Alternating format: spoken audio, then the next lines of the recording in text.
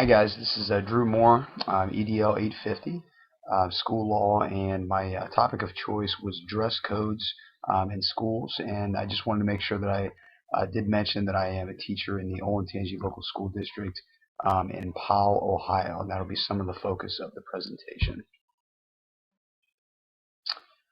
The first thing, I thought I'd start out with the text analysis, Teacher's Pocket Guide. Some of the things that we're taught at a national level don't have a say when it comes to dress code rules and laws because they have chosen to make it that way. And then U.S. Supreme Court reserves the right to leave all decisions up to the state courts when it comes to First Amendment rights. Responsibility lies with the hands of that particular state relating to student dress code, so the state typically passes on dress code regulation to each individual school district, and each school is responsible for being able to provide a reasonable justification for their particular dress code regulations. So, they got to have some kind of backing for why they do this or why they do that, and it has to be reasonable based off of First Amendment rights. So speaking of First Amendment rights, focusing on the text again. This allows for freedom of speech, religion, press, assembly, and petition, something that we've all heard in our history classes. Dress is viewed as a form of self-expression and self-identification, so it kind of makes people who they are to a degree. One of the focus when it comes to like free speech zone, Tinker versus Des Moines is very popular. In 1969, ruled that school officials could not censor student expression. So I've got a little picture up there. And then stipulations included being able to prove that student expression would cause substantial interruption, etc., and things like that as far as stipulations go. So those things have to be considered when it comes to creating these type of dress codes in schools. Staying with the text again, in interior classrooms, actually inside the classroom, school can enforce dress codes if deemed necessary based on health and safety of the students, even if it was not enforced prior to the school year beginning. Some controversial slogans could be an example of this. They can be prohibited if these slogans are offensive in nature. So meaning, and there are other ones, but race, gender, religion, sexual orientation, things that are in a discriminatory manner. And I did put some of these are cartoons. I don't want to take away the seriousness of the presentation, but it does make sense. So, people just making certain decisions to just do it, and then obviously consequences and things like that. And that regard is relating to the health and safety of the students. That's why school districts feel it ultimately is important to keep these dress codes. Moving forward personally to getting into our specific school district, we are a local school district, so we don't have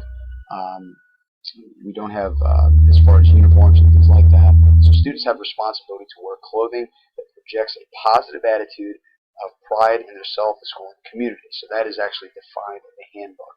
This is all coming from the handbook. Students are required to wear appropriate, comfortable, safe clothing, neat, clean, and in good taste. No article of clothing should be worn that distracts from the educational process. OLS views the dress code as a serious issue and expects parents to promote the observance of this policy. And then building administrators have the final decision as to the appropriateness of all clothing and attire. That in itself is the key. Everything can be written, but how well is it actually carried out, and how consistent is it carried out? Because everybody's a little different. So that's the key, and that'll come up a little bit later in the presentation. So as far as the OLS student guidelines, I just kind of put a picture of the dress code there. Again, not to take away the seriousness of the actual presentation, but these are guidelines for the students. So they can look at this, and parents can look at this in the actual handbook on our website, and figure out what is appropriate. So vulgar, illegal, you're talking about alcohol, tobacco, drugs, sexually oriented statements or suggestions on clothing are not permitted. Any item that may cause a hostile, intimidating, degrading, harassing, discriminatory environment is prohibited. So obviously the don'ts there. Hats are not prohibited. Head coverings of any kind, sunglasses not permitted to be worn within any of the school buildings, not just the high schools, but the elementary level, the middle school level as well, unless they are prescribed, a doctor, a nurse, or the principal has deemed it necessary. Chains and studded accessories, that can be a risk for health. So those type of things will not be allowed. And then shirts and skirts have to be at a certain length, and that is all covered in the handbook as well. Continuing along with that, okay, so students, again, looking in the handbook along with the parents, see-through clothing has excessive rips, tears, holes are not permitted, undergarments to be covered, oversized clothing compromises the safety of the student, appropriate and safe shoes, sandals, those type of things. It gets real specific, talking about coats to be worn. If it's cold outside, if you do wear a coat, you need to put it in your locker. In the high schools, the kids are allowed to carry their book bags. That is allowed, so it's, the coats thing is kind of controversial. Elementary students not permitted to carry their backpacks whatsoever. Procedures for violations. So if a student happens to be in violation of these dress codes, basically this is what will happen. First offense, student will be sent to the main office. They'll change their clothes at that time, or they're going to be sent home to change their clothes. Inappropriate accessories will be confiscated. If they're sent home, this absence will be treated as unexcused. However, any classwork missed during unexcused absence may be made up for full credit. So they have an opportunity to do that. So the second offense, same as the first to a degree. In addition, they may be assigned to detention. Parents are contacted, let them know what's going on. Third offense, same as the first and the second, Saturday or Wednesday school, and then further offenses may result in suspension, and that would have to be very, very extreme in that case if it were to get to that point. Dress code policies as far as teachers, I felt this is important to include this. So examples of inappropriate dress, and this is actually talked about in our negotiated agreement. So it is actually focused on and written in our contracts. So jeans that are torn or faded, and there's more things than this. I just put a few. Flip-flops, sandals, rubber in nature, Croc type shoes, tennis shoes, running shoes, athletic shoes, physical education, obviously those teachers are not included, sweatpants, shorts, athletic gear, and again, t-shirts, sweatshirts that don't contain the school logo, torn, faded, okay, those type of things, and those could be included as well. We do have dress down days, we do have casual Fridays, so those things are pretty loosey-goosey when it comes to that. And our school district, we've never had any type of an issue with something like this, to my knowledge. All items are in play unless it's a casual day, and then if dress code is broken, basically they talk about verbal reprimands are made.